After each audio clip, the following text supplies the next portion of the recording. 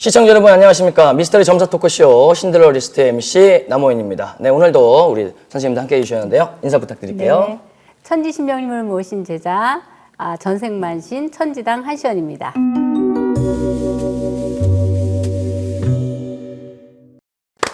네, 우리 선생님. 네, 안녕하십니까. 천지신명의 제자 다해남 해오신당 이유경입니다.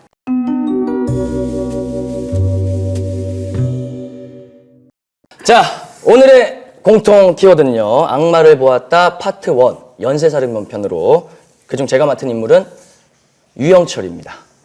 2004년 7월 마포구의 한 오피스텔 203호 문 밖으로 희미하게 흘러나오던 반젤리스의 컨퀘스트 오브 파라다이스가 노래가 흘러나오고 있었고요. 화장실에는 쪼그려 앉아있는 남자의 뒷모습, 그의 옆에는 쇠톱, 가위, 망치, 잭나이트의 도구들이 펼쳐져 있었습니다. 바닥에 널브러져 있던 4kg짜리 빨간색 해머에서 흐른 핏물이 화장실 바닥 타일을 타고 흐르고 있었고요. 코팅된 목장갑과 세무장갑에 손에 끼고 있던 그의 입가에 미소가 흐르고 있었습니다. 그가 바라보던 곳에는 알몸의 여성 시체 한 구가 놓여져 있었고요. 머리카락이 피에 엉켜붙은 채 두개골은 모두 깨져 있었습니다. 쇠톱을 집어든 사내에 빨라지는 손놀림, 물소리와 노랫소리가 뒤섞인 채 핏물이 튀어오르던 203호의 화장실. 그곳은 바로 그 지옥 그 자체였는데요. 이미 영화 추격자의 범죄의 실화로도 잘 알려졌죠. 오늘 저희가 다룬 인물은 사이코패스 연쇄살인마 유영철입니다. 제가 말씀드리자면 1970년 4월 18일생으로 개띠였던 유영철. 그는 어떤 인물이길래 이렇게 세상을 공포에 떨게 만들었을까요? 세상에 불만이 굉장히 많은 사람으로 느껴지고요. 네. 그리고 특히 자기 가정에 대한 불화 아니면 또 이제 호기심도 굉장히 많은 사람으로 느껴지고 또 제일 정오스러운 사람이 있다라는 느낌이 받아요, 저는. 그래서 그게 뭐냐 하면 동성이 아닌 이성으로 보여지거든요. 이건 여자다. 여자에 대한 정오감. 그 이런 걸로 사주만 인해서, 보셨을 때. 느낌을 받았을 때 그런 생각이 굉장히 또 먼저 앞섭니다. 선생님께서는 어떤? 선생님 말씀하고 좀 공감도 하고 네네. 또 다른 또 이제 플러스적인 부분도 있고, 그러니까 경수생 4월 18일생으로 보면 이 사주는 그냥 평범하게 예를 들어서 좋은 가정에서 네네. 잘 자랐으면 이제 가정이 이제 어릴 때부터 이제 뭐 이게 이혼 가정이다 또 이렇게 뭐 이렇게 폭행을 당하고 자기가 원하는 바가 안 이루어지고 그러다 보니까는 이제 여러 가지 이제 이 살아가는 환경에 이제 지배를 당해서 이 사람이 악마와 이제 괴물로 변했다 이렇게 저는 보고 있고요. 이 사주를 가진 사람 똑같은 경수생의 4월 18일생들이 있을 겁니다. 그렇기 때문에 경수생 4월 18일생은 나쁜 사주는 아닙니다. 맞아요. 예. 그리고 이제 내성적인 사주. 내성적. 예, 속으로 삭히는 거, 삼키는 거. 그러고서는 자기 혼자 이빨을 악무는 사주. 그렇기 때문에 성공으로 갈 수도 있고 이제 패단을 겪어서 실패를 할 수도 있는 아주 양극의 사주를 가졌다. 맞아요. 그런데 이것이 환경적인 지배를 영향을 많이 받습니다. 근데 다 천성적인 것이 아주 독종으로 태어난 사람이라고 이 사람을 보죠. 그렇기 때문에 자기가 안갚음을 해야 되겠다고 이걸 반대로 생각하면 성공을 해야 되겠다고 생각하면 성공할 수 있는 사주. 그러나 성공이 아니라 나를 갖다 죽여버리고 나를 갖다가 완전 망가뜨려버리고 끝까지 갈 때까지 가보자 한다면 이 사주는 완전 막장 사주라고 만들 수 있는 사주라고 볼 수 있죠. 똑같은 이제 사주인데도 네. 또 선생님들 또 의견이 또 네. 같지만 약간 다른, 다른. 예, 약간 예. 다른. 예. 제가 계속 이야기를 이어가도록 할게요. 유영철은요 학창 시절 노래를 좋아해서 친구들과 모임을 만들어 뭐 가요, 팝송을 이렇게 즐겨 부르고 또 교회도 열심히 다니는 학생이었다고 합니다. 원래는 화가가 꿈이었으나 선천적 우리 색약으로 인해서 예고 진학에 실패한 뒤에는 절도에 손을 대기 시작했습니다. 그래서 특수절도죄로 구속이 돼서 실형을 선고받았는데요. 그때부터 자신이 믿던 기독교와 신의 존재를 부정하기 시작했다고 합니다. 잘 자란 나무는 떡잎만 봐도 알 수 있다고 하지 않습니까? 만약에 유영철이 화가의 꿈을 이뤘다면 절도를 시작하지 않았더라면 굳게 믿었던 기독교와 신의 존재를 부정하지 않았더라면 살인마의 길로 접어들지 않을 수 있었을까요? 그림이라는 게 공부, 우리가 지식, 학식을 네네. 넣는 거하고는 조금 다른 성향의 것을 갖습니다. 그러니까 그림을 그릴 사주 자체도 잘못된 거예요. 그림을 좋아한다는 그 사주 자체도 이 성격에서도 문제가 나는 있었다. 네네네. 그림이라는 걸 이게 화가분들이 들으시면 뭐라 할지 모르겠지만 그런 어떤 정신적으로 그런 몰입되는 성격이 없으면 네. 그림을 멋지게 또 그릴 수도 없습니다. 그렇죠, 제가 볼 땐 그렇죠. 그렇습니다. 예, 예, 네네. 예. 선생님은 또 어떻게? 지금 선생님 말씀하시는 동안에 내가 느낌이 뭐 어떤 느낌을 받냐면 이분이 까만색 천에 갇혀 있다. 갇혀 있는 사람은 우리가 쉽게 얘기해서 에너지 상승을 한다는 거는 오방색이 뚜렷하게 들어와야 되는데 이분 같은 경우는 오방색이라는 색깔이 없고요. 아까 이제 그림을 잘 그리셨다고 네네. 하셨잖아요. 근데 그 그림을 그리는데 색깔이 들어오지를 않고 까만색만 들어와요. 저한테는 네. 지금. 그래서 여기가 굉장히 좀 무겁고 울컥하기도 하고 이 그림을 그리면서 자기가 이제 그 그림에 대한 밑바닥에다 복수심을 굉장히 많이 불어넣는 느낌이에요. 그래서 그걸로 인해서 이 사람이 턴을 한 것 같아요. 성향을. 굉장히 성격으로는 내성적이고 선생님 말씀하신 대로 내성적이어야 되고 또 어떤 때는 또 두 면이 있거든요. 활발하면서도 내성적인데 활발하지가 못해요. 남들 앞에서는 활발한 척은 하지만 속에 갖고 있는 속면으로는 거는 자기가 이제 혼자 탑을 쌓는다고 봐야 되겠지. 근데 이제 이로 보면은 이제 이 그림으로 인해서 자기가 어떻게 행동을 해야 되는 건지 벌써 스토리를 다 짠 느낌이 지금 들어서 굉장히 좀 안타깝다. 안타까운 마음이 어쩔 수 없이 굉장히 성향 많습니다. 자체가 그렇기 때문에. 네, 그럼 계속 이야기를 이어보도록 할게요. 유영철의 범죄는 절도에서부터 시작이 됐습니다. 그 이후로 뭐 미성년자 성폭행, 뭐 경찰 신분 위조 등 범죄는 나날이 그 수법이 달리하며 대담해져 갔는데요. 그런 싹을 미리 쳤더라면 뭐 유영철도 좀 나아지지 않았나 하는 생각도 있는데 실제로 도벽이나 범죄 관련해서 자식 문제로 찾아오시는 분들이 계신가요? 그럼요. 네, 저는 경험이 있었어요. 네. 얘기 좀 해주세요. 어린아이였는데 네. 이제 초등학생 한 3학년 아이도 있었고 5학년 아이도 있었고 네네. 요 두 아이 다 사실 부모의 관심이 있기 때문에 부모가 점을 보러 온 거죠. 그러니까는 어떻게 잡아줘야 되는지 그리고 이 아이가 왜 뭐 때문에 이런 도벽을 갖는지 그리고 폭행적인 성격을 가졌는지 우리 집안 이런 내력이 없는데 부모도 그러고 얘가 부족한 것도 없을 것 같은데 도대체 왜 이렇습니까 하고서는 제가 천성과 전생을 보기 때문에 도대체 이 아이가 무엇 때문에 사주는 철학관에서 보면은 별로 그렇게 나쁜 성향이 없다는 거죠. 네네네. 그것은 어디에서 온 거냐면은 이 아이가 어릴 때부터 부모 중에 한 분이 바람을 피웠던 거예요. 그러니까 이 아이의 영적 존재는 맑기 때문에 보지 않아도 느끼는 거죠.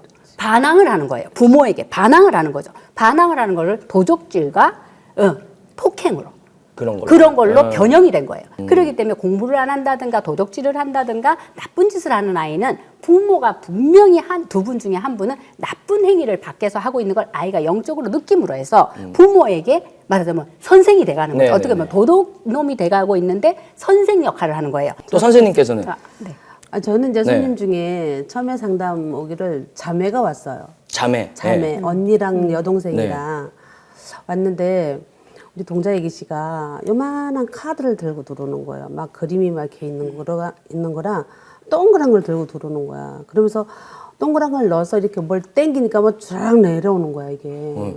나중에 물어보니까 카지노? 뭐 여자들이 이렇게 뭐 해갖고 이렇게 땡기는 네네네네. 그게 있는 거예요. 네네네. 그러니까 주말마다 가는 거예요. 그래서 언니는 지금은 이제 그 분은 이제 제가 이제 상담을 하고 이제 어드바이스를 해줘도 안 믿고 있다가 지금 이제 정신요양병원에 계시고 여동생은 그래도 많이 나아져서 지금 이제 남의 집을 몇 채를 팔아 먹었으니까 일단은 지금은 이제 초발은 하면서 네. 일상생활을 조금 하는 분이 있습니다. 자, 그럼 계속 이야기 해보도록 할게요. 유영철은요, 고등학교 시절 친구의 소개로 여자친구를 만나게 됩니다. 그는 여자친구와 동거하며 곧바로 이제 혼인신고까지 마쳤는데요. 둘 사이에는 또 아들 한 명이 또 태어났습니다. 그러던 중 유영철이 미성년자를 성폭행하는 사건이 발생돼요. 그로 인해 아내로부터 이혼을 당하게 되고요. 그때 아내에게 황멸과 극도의 배신감을 느끼면서 출소 후 아내를 죽일 생각을 결심하게 되는데요. 그런데 또 아들이 아까 있다고 말씀드렸잖아요. 또 아들을 생각해서 아내가 아닌 다른 사람을 죽이기로 마음 먹었다고 합니다. 유영철과 그의 아내, 그들의 관계를 애정 문제로 좀 풀어보면 어떨까요? 풀어볼 수 있었을까요? 애정 문제를? 안 되지 않았을까요?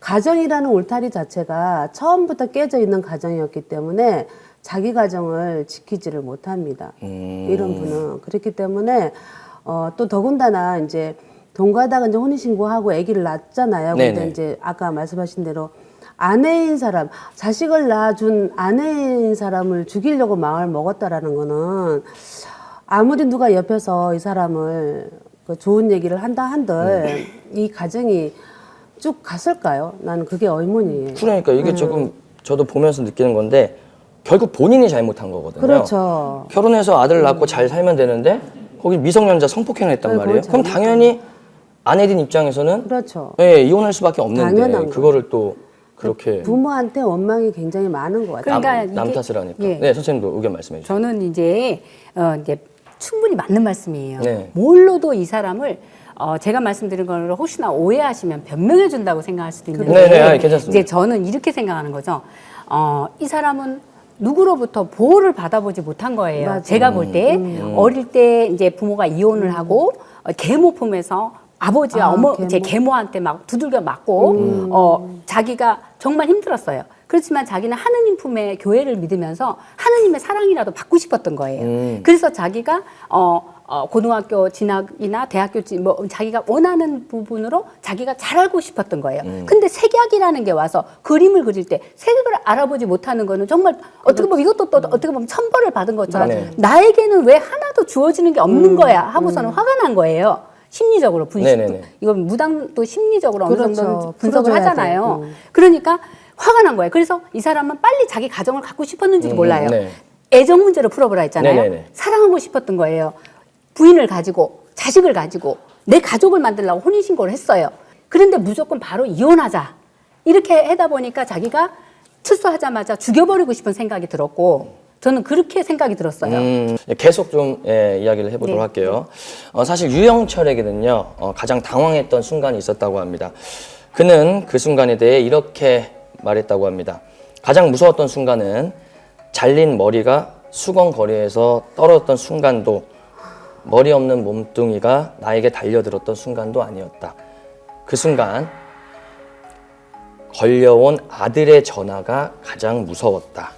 라고 이렇게 그거 유영철이 보세요. 아들에 대한 얘기했는데요. 마음은 그랬죠. 또 살인마의 모습과는 달리 또 아들을 또 끔찍하게 여겼다고 해요. 뭐 자신을 취재하는 기자들에게도 아들 자랑을 늘어놓을 정도였는데요. 유영철에게 아들은 어떤 존재였던 걸까요? 유영철의 자식운에 대해서도 좀 말씀 좀 해주신다면.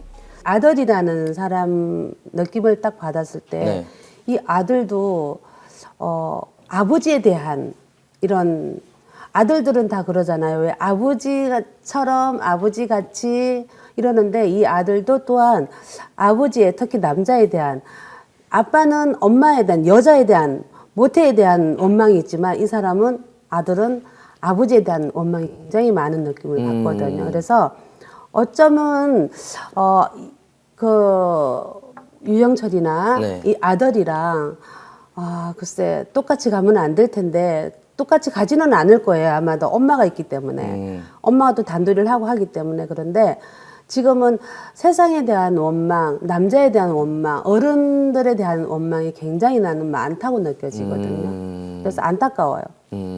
선생님께서는 자식운을 어떻게 보세요? 아들의 운을 물어본다면 어떻게 보면은 그 피를 받아서 나왔기 때문에 어느 정도는 그런 것도 무시할 수는 없다. 그렇지만 이제 제가 지금 아까 말씀하신 누군가 잡아준다면. 그렇죠. 예. 누군가 잡아준다면 네네. 그 유영철이도 누군가 잡아줬다면 네. 이렇게 시대에 이렇게 괴물, 살인마를 만들진 않았을 수 있지 않겠나. 하다못해 교회 갔을 때 목사님이라도 아니면은 하다못해 우리 뭐 점집에 왔으면 무속인 우리 무당 선생님이라도 어떤 누군가가 애정을 가지고 잡아줬다면 그러기 때문에 우리가 제도라는 게 필요한 거 중생이니까 네네. 우리가 개도 우리 개를 비교해서 죄송합니다만 네. 반려견이 이쁘고 너무 이쁜데 개는 거칠은 이빨과 속내를 가지고 있습니다. 네네네. 그렇기 때문에 그걸 진짜 반려견으로 이쁘게 가다듬어주고 이렇게 밥을 주고 이쁘게 잘 보살펴주면은, 네. 정말 꼬리를 치는 이쁜 그런 애교 떠는 네. 그런 반려견으로 살 수 있듯이 이 아이도 아마도 옆에서 엄마가 엄마가 계시고 있으니까. 그러면은 그게 이 다행이라고 아이는 봐요. 그렇죠. 다른 쪽 이렇게 좀 편안하게 또 좀 올바르게 좀 아빠와는 달리. 예, 아빠하고는 달리 네. 살 수 있고 만약에 뭐 엄마가 돈이라도 좀 있으면 네. 한국에 살지 말고 좀 외국으로 멀리 가서 이 어떤 이 아빠에 대한 이런 환경을, 환경과 또 이게 아빠에 대한 후소문을 듣지 않도록 귀를 막아준다면 아이는 다른 성향으로 살 수 있지 않겠나 저는 그렇게 봅니다. 네네. 네.